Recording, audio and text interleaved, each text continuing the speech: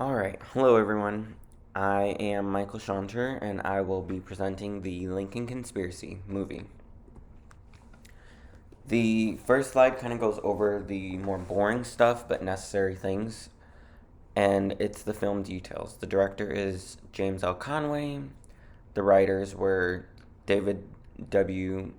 Balsiger from Wisconsin. It was pretty cool to learn that he lives about an hour and a half, hour 45 minutes west of me, or was born, I should say. Jonathan Cobbler and Charles E. Sellier Jr. And some of the famous characters were John Anderson, who was portrayed as Abraham Lincoln, Bradford Dillman, who was portrayed as John Wilkes Booth.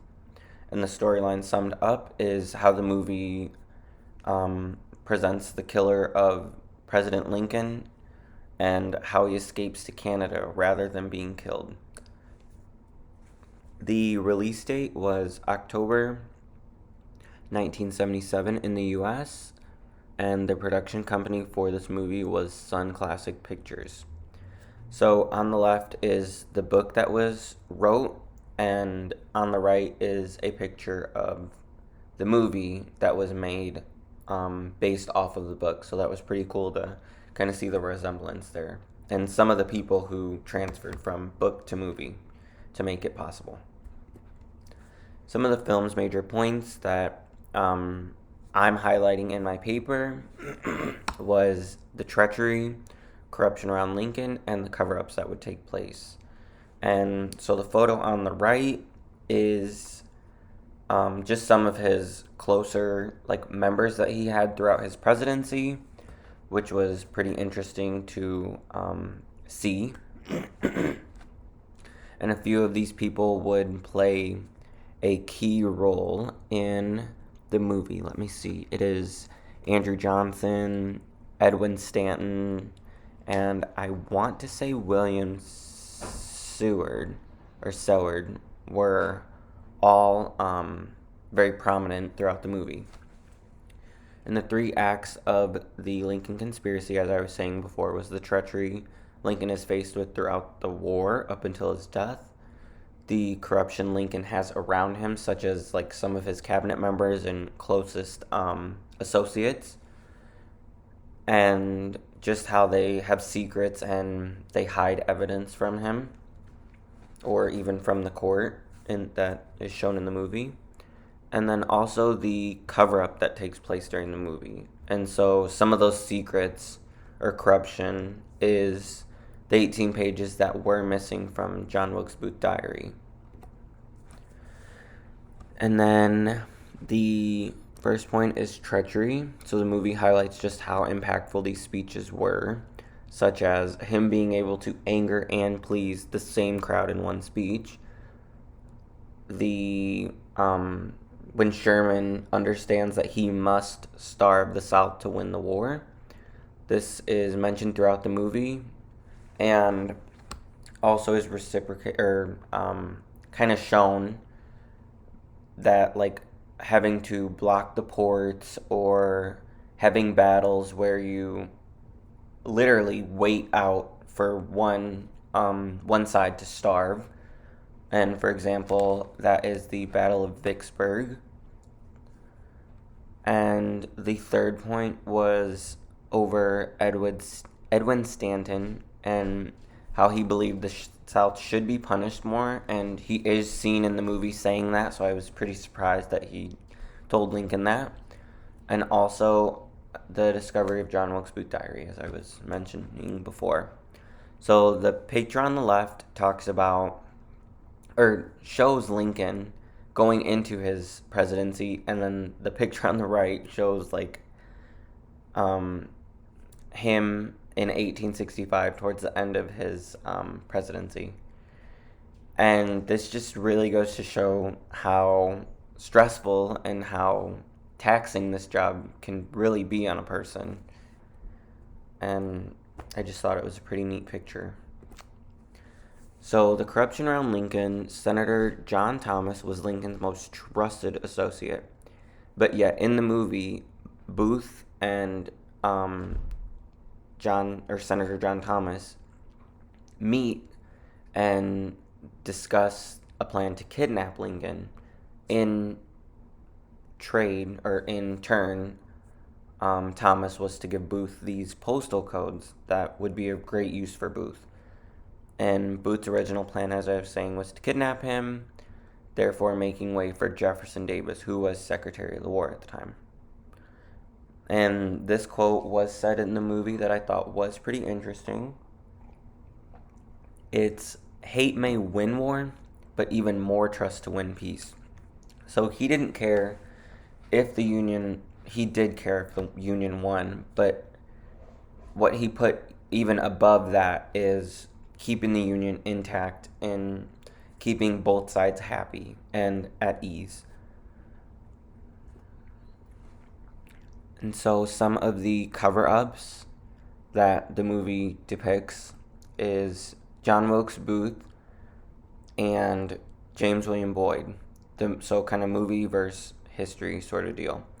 Boyd is a cover-up for the movie, and Booth was the one actually shot in reality. So even I questioned, I was like, wait, why are they depicting someone else being shot and Booth escaping? And so I thought that was pretty interesting. It kind of messes with your what's real and what's not. And so Booth, as I was saying, originally wanted to kidnap Lincoln. He wants to kidnap him when he goes to visit a soldier at home.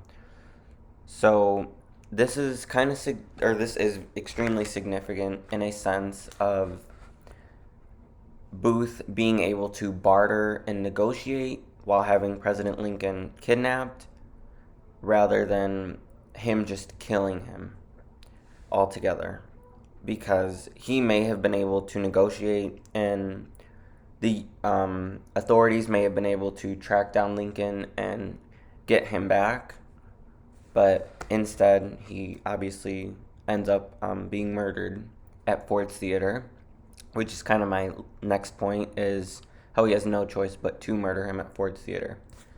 And so these pictures kind of depict how Ford enters the theater, and as you can see, in his right hand he has the gun that he shoots Lincoln with, and then in his left hand in both of the pictures, which I didn't notice before, is the knife that he's holding as well.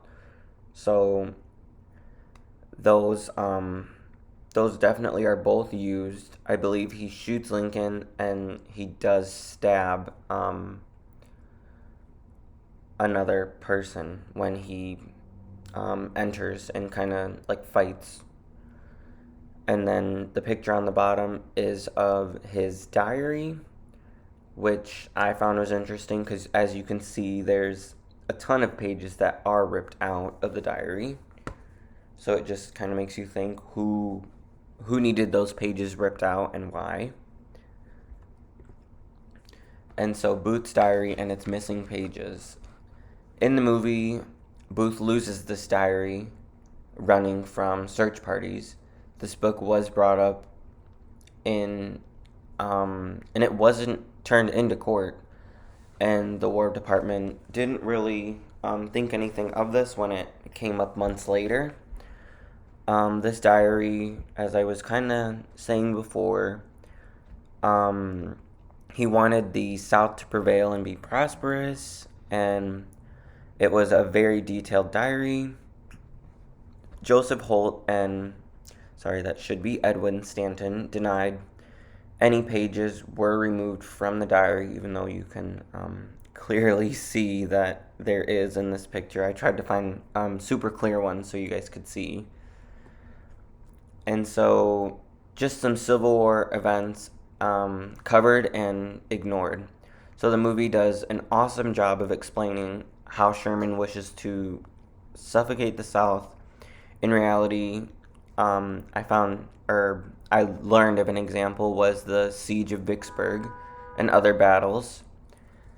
Edwin Stanton is seen telling Lincoln that the South must face harsher consequences, and for what they had done to the Union was disgusting and really a disgrace. So this image on the bottom is a picture of Vicksburg, and just how each side had to just take cover and were really just waiting each other out.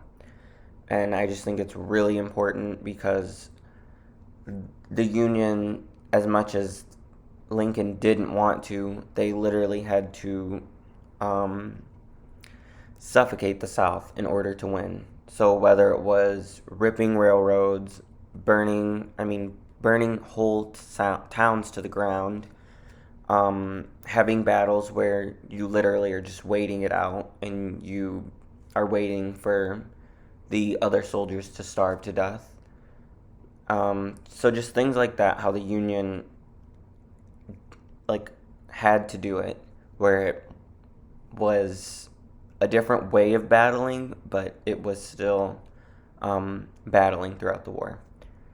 And so, thank you guys. That is all I have.